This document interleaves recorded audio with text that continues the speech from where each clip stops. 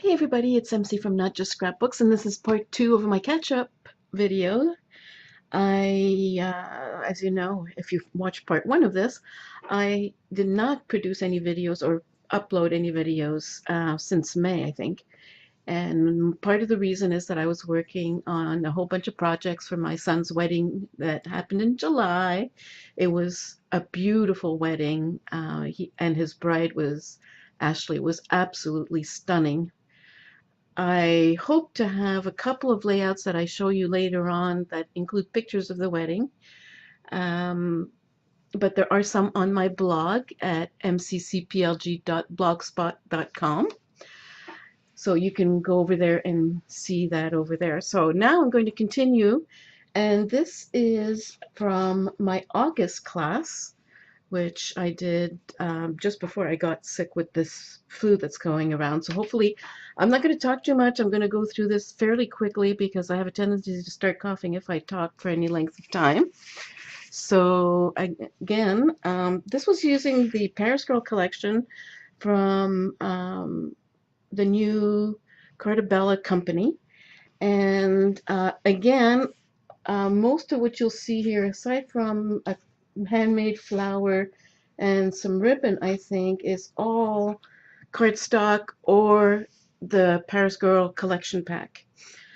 So here, this is the one that has the Eiffel Tower and the shops and whatnot. And they had the option of what sticker to use over here. I used the house because it was with the sort of pastry shop at the bottom, which was sort of a more versatile for this.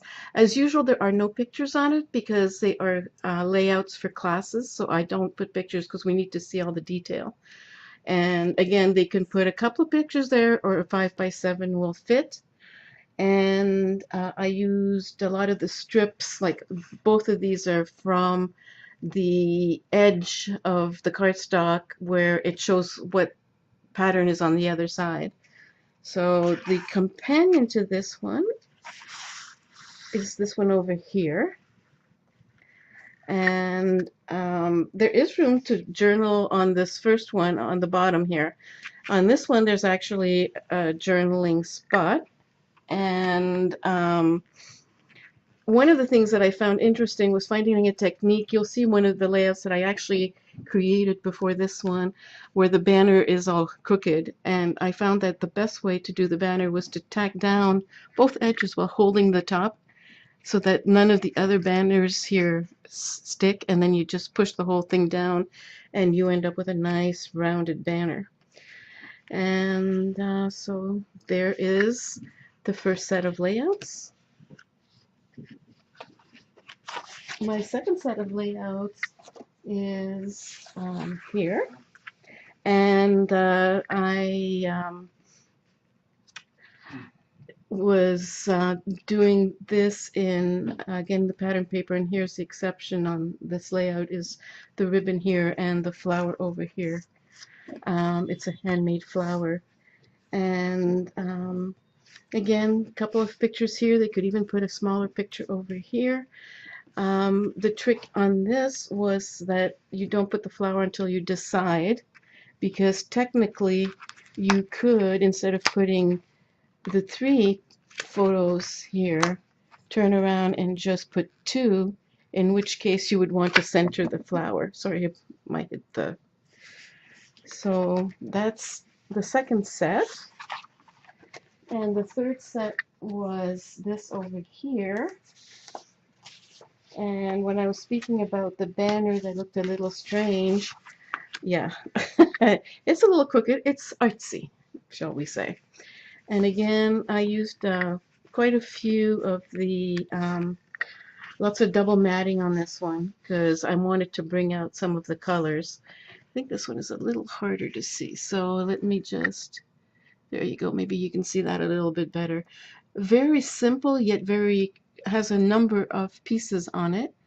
And again, as often in this class that I do for these ladies, I always leave a lot of space for them to choose to add to a title.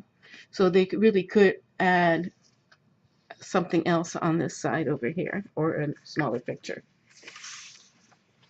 Okay, now I'm going to show you what we're going to be doing in September. And September, I used the GCD Sugar Something collection. I can't remember the exact name of it. And it's sort of a complimentary set of layouts for them to use in different ways. This one is a happy birthday because I've been doing this class and I have people that have been attending it for I think something like 19 or 20 months in a row. It's becoming a bit of a challenge to find new things to do, but birthday, we do one set at least every year so that they can do that year's pictures. And this time I added a couple of little pictures at the bottom, and I used one of my cartridges, and I'm sorry, I can't remember which Cricut cartridge. I don't use Cricut a lot, but this time I did use Cricut.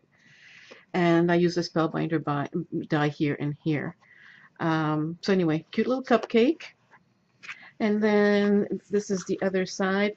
I also decided to use a lot of waves because a lot of I found that a lot of my layouts were very geometric, and so there's a lot of waves in these pictures. And over here too. So now my second set for this had to do with sleepovers and dreams. So I kept the sleepover one far plainer. It's another one of these open ones so that they can put a whole bunch of pictures. So I don't know if you can see this properly, but this is the sleepover one.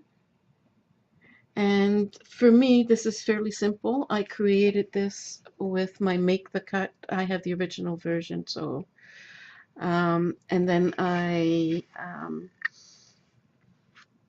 this is from one of my cartridges. This is, I think, a Sizzix die, and I just wanted to use something dreamy and I don't know. And again, there's room for, designated room for pictures. Again, anything that's, this size can always be used with 2 different pictures. And I'm going to add something on top of this so that they can journal, but I haven't put that on there yet. And the final one, or final 2, if you will, is something that I want it to be something that they can use for any theme. They can add it to the birthday, they can add it to the sleepover, they can add it to something that we've previously done. And in this case, what I really wanted to do was find a way to create layouts that they could turn around. And so I think that I managed to do that because if you look at this layout, you really could turn it around this way and it would still work. And there's room both here and here to add a title. And this one, I did design it to go this way, but it could go in this direction as well and still work. So that is going to be my September class. And what else have I done? I have done a few cards since we last saw each other. So I'll keep my cards for another video.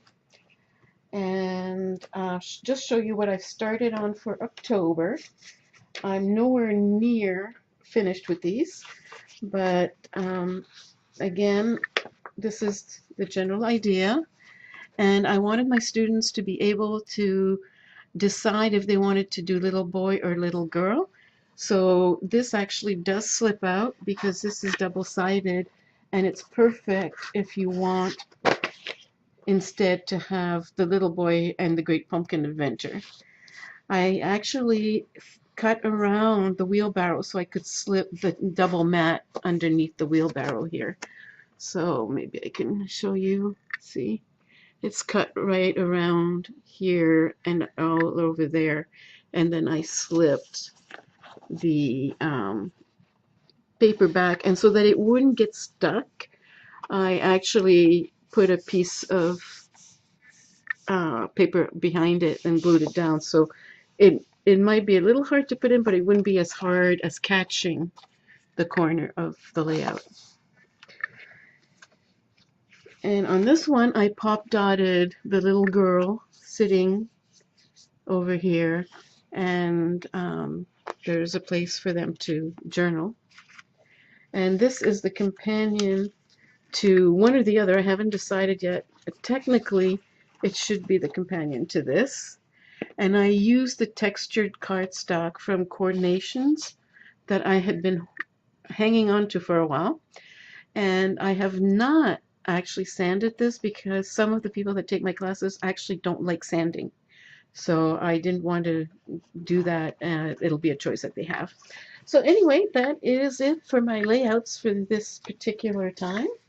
And I hope you enjoyed the tour of my the inside of my head when I'm creating layouts for classes.